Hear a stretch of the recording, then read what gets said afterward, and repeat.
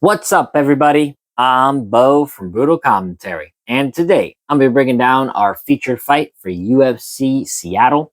In this one, we have Michael Chiesa taking on Niko Price. There's a lot on the line for both guys. Different types of stakes, but still a lot on the line. This is going to be Michael Chiesa's retirement fight. He has basically confirmed it. And fair play to him, right? He's been in the UFC for quite a while since Uriah Faber and like Dominic Cruz were top 5 bantamweights. Hell, Cruz was a champion by the time Michael Chiesa came to the UFC when he beat Ali Aquinta. Now 38, mostly focusing on his analyst job. Makes sense that this would be Chiesa's swan song, if you will. And I think he's earned it, right? Especially him being from Washington. It only made, or more specifically, Spoken Valley. So it makes sense that he gets to retire in Seattle, or have his retirement fight in Seattle anyway. The other side, you got Niko Price, who, I gotta be honest, man, I think the UFC should have cut him after his last loss. And I think if he loses again, the UFC will cut him. Then again, we've seen some guys on long losing streaks still have a job for whatever reason. I cannot tell you why, but they should cut Niko Price if he loses again. So you got two veterans, both with something to prove, more or less. For Niko Price, it's his job. For Michael Chiesa, it's saying that he retired off a win in a sport in MMA where not many fighters actually retire off wins, or at least get to walk off into the sunset, accomplishing all they could. Now, with that said, let's look at our two fighters. Starting with Niko Price, he's currently 16-10 as a professional, 1-4 in his last 5 fights. Of his one win, which was almost 2 years ago, he beat Alex Morono in a rematch at UFC 302. Before that fight, he had got knocked out pretty badly by Robbie Lawler at UFC 290. Then now is on a current 3-fight skid. Lost the decision to Themba Garimbo. Had moments, but ultimately just got outworked and submitted by Jacoby Smith. And then literally, just 7 weeks ago, got knocked out brutally by Nikolai Fernatenikov. I don't know how actually Niko Price is getting this fight. He just got knocked out, like I said, pretty fucking badly by Nikolai 7 weeks ago. I guess, I don't know, maybe the Washington Athletic Commission wants him to die. I really don't know. But I guess, people have told me he's cleared to fight now. I just don't know how it can be that early. I would think like it would take, I don't know, what, 2-3 months at best? Not 7 weeks. Oh, well. So at his prime, Niko Price, fun fighter for sure. Very wild, explosive, fun guy to watch all the time, sure. But he is 36. He's taken a lot of damage, and it is showing. Now, looking at Michael Chiesa, he's currently 19-7 as a professional, 3-2 in his last 5 fights. He was on a pretty rough skid, right? Now, obviously, he wasn't losing to bad guys, but he was on a 3-fight skid, lost to Vicente Luque, Sean Brady, which, granted, that fight is almost 4.5 years ago, and Kevin Holland at UFC 291. Not bad losses, if I'm being honest, right? Kevin Holland, he's a donk at times, but, and yeah, I did take that term from Luke Thomas, but still still a talented fighter, and Sean Brady is a top contender. Now Chiesa's on this 3-fight win streak, granted not against the best names, right? Submitted the corpse of Tony Ferguson, submitted Max Griffin, and then most recently, last June, won a competitive but ultimately correct unanimous decision against Court McGee. Like I said, Chiesa's been in the game for a long time. And to be more precise, right, because I didn't want to be vague, he's been in the UFC since season, I believe it was 15 of The Ultimate Fighter. Like I said, same season as like James Vick and Ali Quinta. There we go.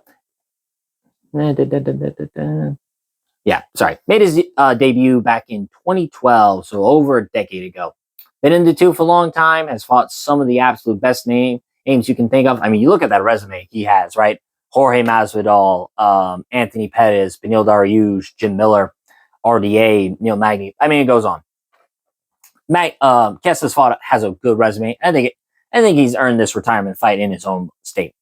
Now, with that said, let's get down to the breakdown. Starting with Michael Chiesa himself. Like I said, had a good UFC career, right? Ranked both at lightweight and welterweight. Always a solid, high-level fighter, right? Usually in that top 10 at his best. Or I guess I should say in his prime, Chiesa was a top 10 welterweight and lightweight. And even if he didn't break into that top 5 tier consistently, he's still a good fighter who could beat very good opposition. Stylistically, Chiesa's pretty straightforward, right? His striking is bad. It's not great whatsoever. He's stiff, he's awkward, and he has these moments where you see Chiesa, he's pretty gun shy at times. And if he starts getting overwhelmed by the striking, he will shoot reactionary takedowns. Not really any setup, but like something to avoid getting hit. But with that said, you're not expecting Chiesa to win a prolonged exchange on the feet. Though he did do it with Court McGee, but Court McGee isn't that level of striker who could bring a threat to Chiesa. But once the fight hits the ground, everything changes because Chiesa's best skill is his grappling. He is a very dangerous wrestler and jiu-jitsu fighter. Strong wrestling, high level jiu-jitsu, and excellent submission instincts. I mean, this guy submitted Benito Dariush, which is no easy feat. And it just shows, right? Once Chiesa, like when he gets on top, he knows exactly how to advance, how to control. Chiesa's bread and butter is transitioning to the back and then cinching up his rear naked choke. That's his best submission. That is what he goes for all the time. And like I said, physically, he's strong, man. Chiesa at lightweight was killing himself. I don't know how he made 155 because at 170, he's still bigger than most of these guys. I'm pretty sure like Chiesa walks around like the 190s. So, I mean, he is a big, imposing grappler. And even though, he has slowed down with age, strength and power are the last things to go. That's been one of the rules.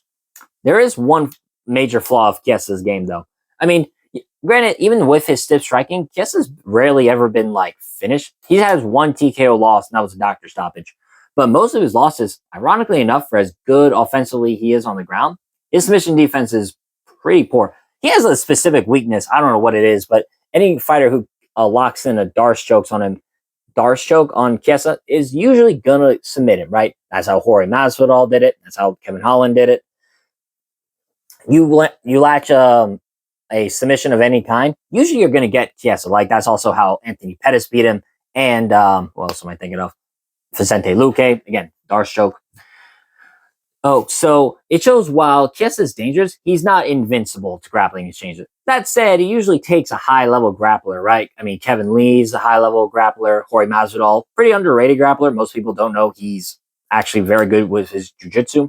And, Vicente Luque, maybe not the best grappler, but he has what would be a black belt level Darce. So good grapplers are usually the only ones who can really capitalize on that.